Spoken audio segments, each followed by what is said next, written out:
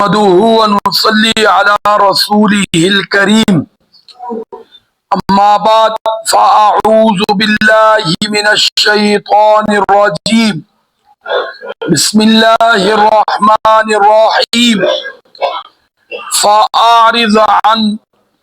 فأعرض عمن تولى عن ذكرنا ولم يرد إلا الحياة الدنيا ذلك مبلغهم من العلم إن ربك هو أعلم بمن ضل عن سبيله وهو أعلم بمن اهتدى صدق الله العظيم.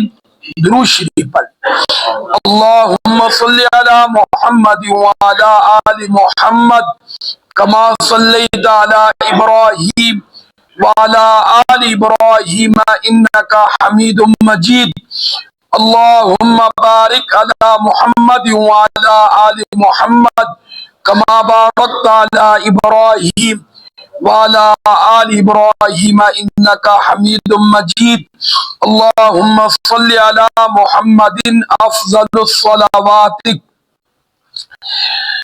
27واں پارہ سورۃ النجم، رکوع نمبر 2، آیت نمبر 29 اور 30 سورۃ النجم کی تلاوت کی گئی ہے. پہلی آیت میں اللہ تعالیٰ نے دنیا طلبی کا ذکر فرمایا جو دنیا کے طالب ہیں، اور دوسری آیت میں اللہ تعالیٰ نے گمراہ اور ہدایت یافتہ لوگوں کا ذکر فرمایا ہے. فرمایا فَأَعْرِضْ، اے محمد صلی اللہ علیہ وسلم آپ ایسے لوگوں کو ان کے حال پر چھوڑ دیجئے، ان کی فکر نہ کیجئے. کون لوگ؟ عَمَّن تولا، کہ جو منہ موڑ لیتے ہیں، عن ذکرنا، اللہ فرماتے ہیں ہماری یاد سے، ہماری یاد سے. جو منہ کیا کر لیتے ہیں؟ موڑ لیتے ہیں. آج کے دور میں جو نماز نہیں پڑھتا وہ اللہ کی یاد سے منہ موڑ لیتا ہے. وہ اللہ کی یاد سے کیا کر لیتا ہے؟ منہ موڑ لیتا ہے. خواہ وہ مسلمان ہو یا جو بالکل کفر کے دائرے میں انہوں نے اسلام سے موڑ لیا. اور جو مسلمان 5 وقت کی پورے اہتمام کے ساتھ اللہ کا فرض سمجھتے ہوئے اور پیارے آقا صلی اللہ علیہ وسلم کا مبارک زندگی کا ہمیشہ کا عمل اور آنکھوں کی ٹھنڈک سمجھتے ہوئے نماز نہیں پڑھتا، یاد رکھنا وہ اس آیت میں داخل ہے. وہ اس آیت میں، بولو یہ ذہن میں رکھیں، وہ اس آیت میں داخل ہے. تو بہرحال اللہ رب العزت فرماتے ہیں وَلَمْ يُرِدْ، یہ نہیں چاہتے إِلَّا الْحَيَاةَ الدُّنْيَا، مگر دنیا کی زندگی کا ساز و سامان. اور کسی بھی بے نمازی سے پوچھے نماز کیوں نہیں پڑھتا، اس کا جواب یہی ہے ٹائم نہیں ملتا. کیا بولو؟ ٹائم کیوں نہیں ملتا؟ کہتا ہے دنیا کے کام کاج بہت ہے.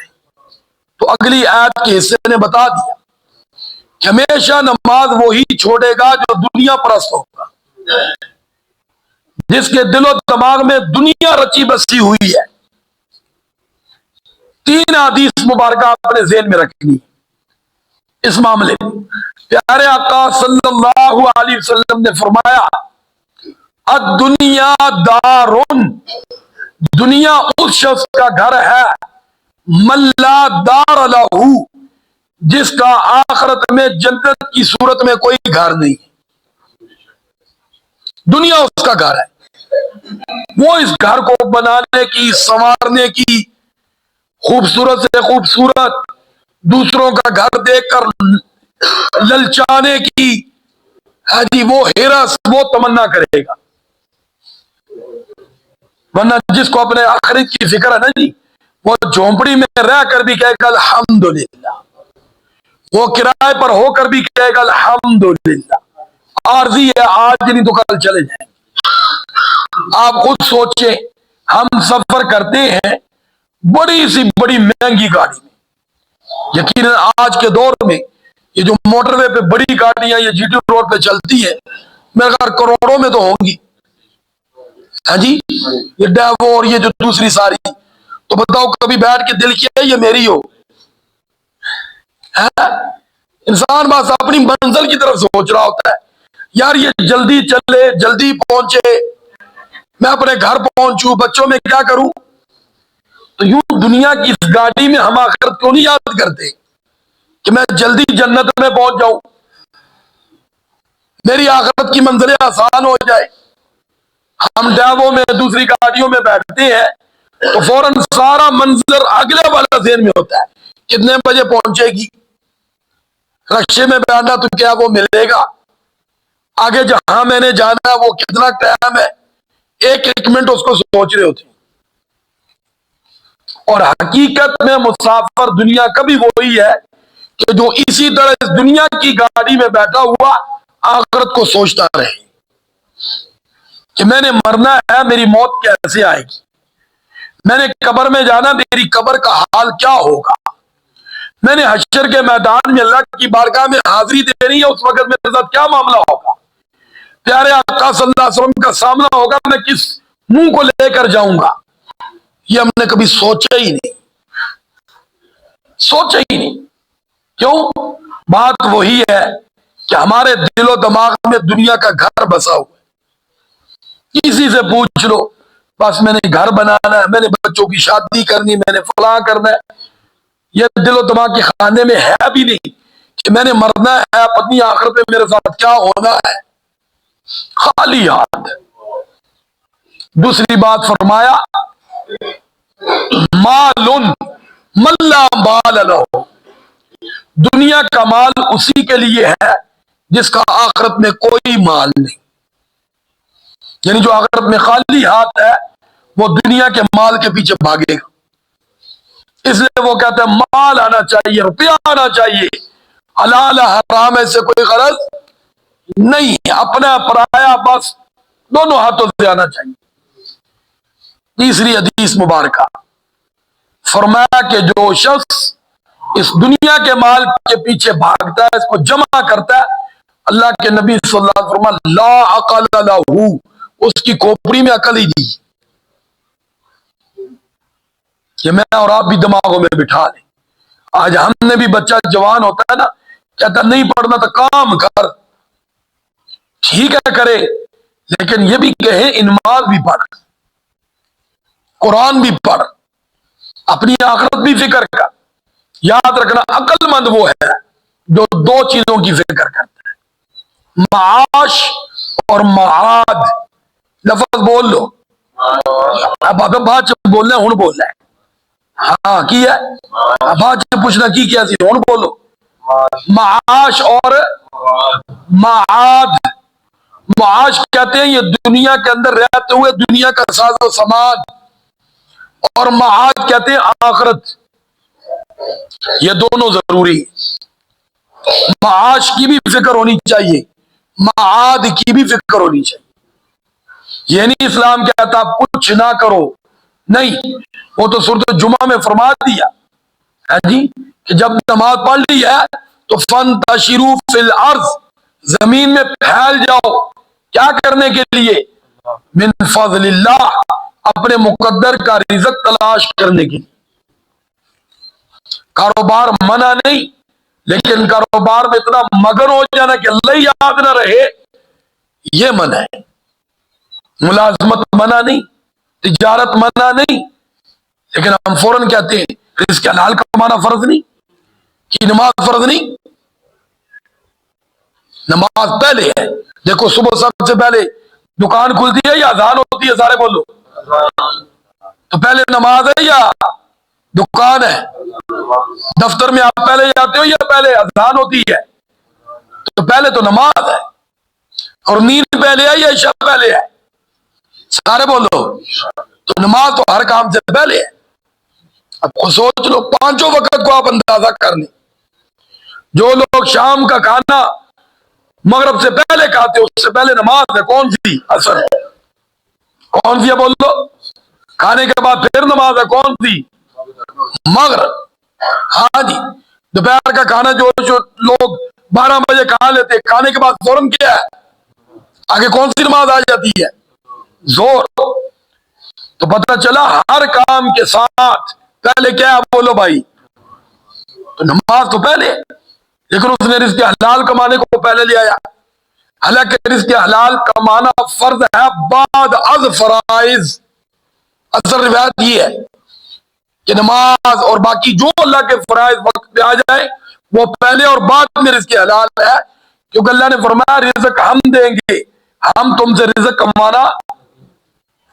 لیکن بہرحال یا اللہ تعالیٰ نے فرما دیا جو ایسے دنیا پرست ہو تو ان سے اپنا منہ موڑ لیں، کیونکہ ان کے دل و دماغ میں یہی رچی بسی ہے۔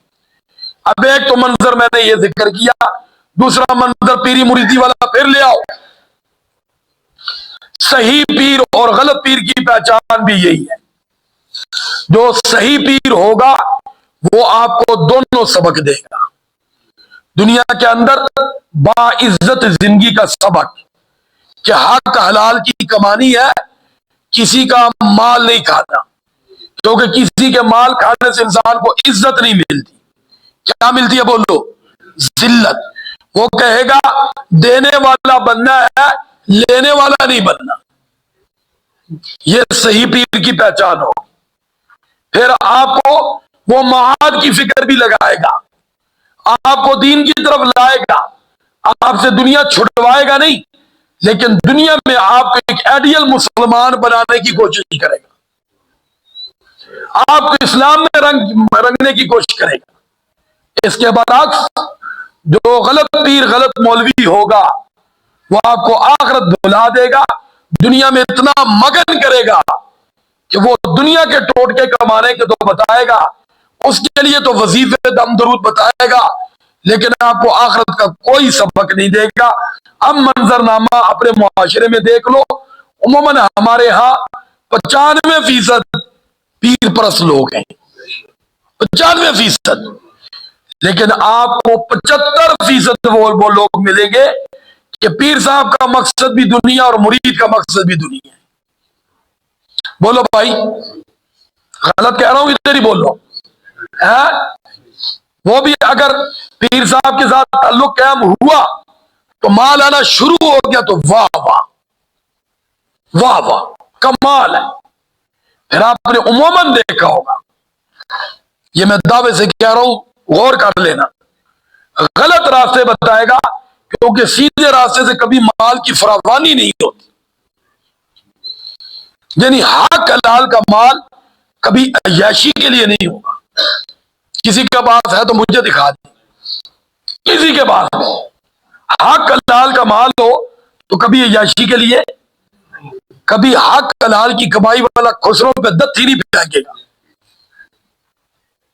وہی پھینکے گا جس کے پاس گڑبڑ والا ہوگا، اور کہنا ساڈی کیڑی خون دی کمائی ہے جی، ہے یا نہیں؟ سارے بولو، آپ خود سوچو، کبھی آپ نے دتی پھینکی گئی؟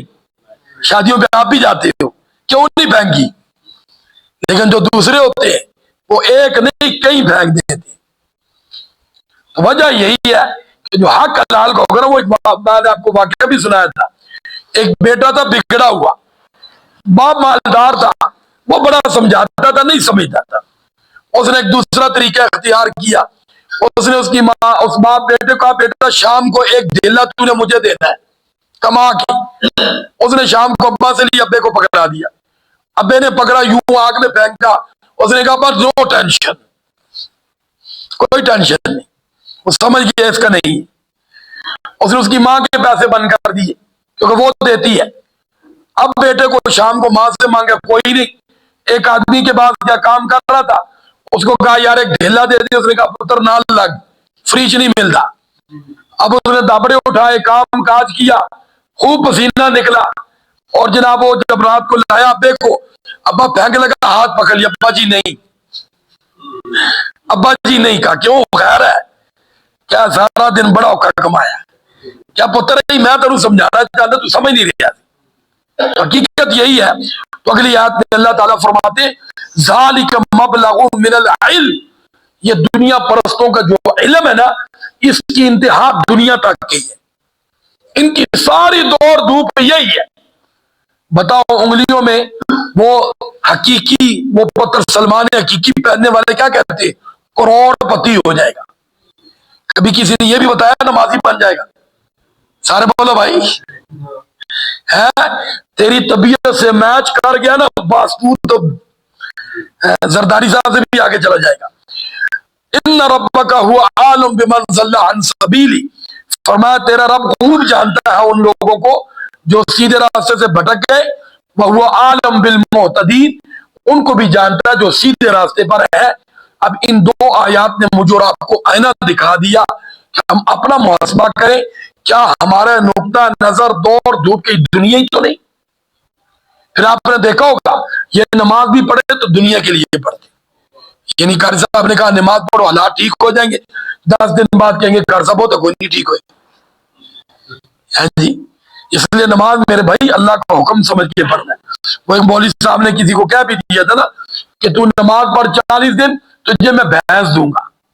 اب مولوی صاحب کے ذہن میں تھا جب 40 دن نماز پڑھے گا نمازی بن جائے گا. یہ کہے گا مولوی صاحب بھینس تسی کول ہی رکھو، مجھے تمہیں کوئی شے دینی چاہیے تھی جنہیں میں نماز سے لایا. اب وہ بیچارہ بھی وہی بات ہے، بھینس ہی ذہن میں رکھ کے پڑھ رہا تھا. 40 دن پورے ہو کے بھینس لینا آ گیا.